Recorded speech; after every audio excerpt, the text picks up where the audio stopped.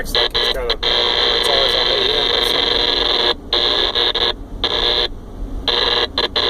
It receives fine,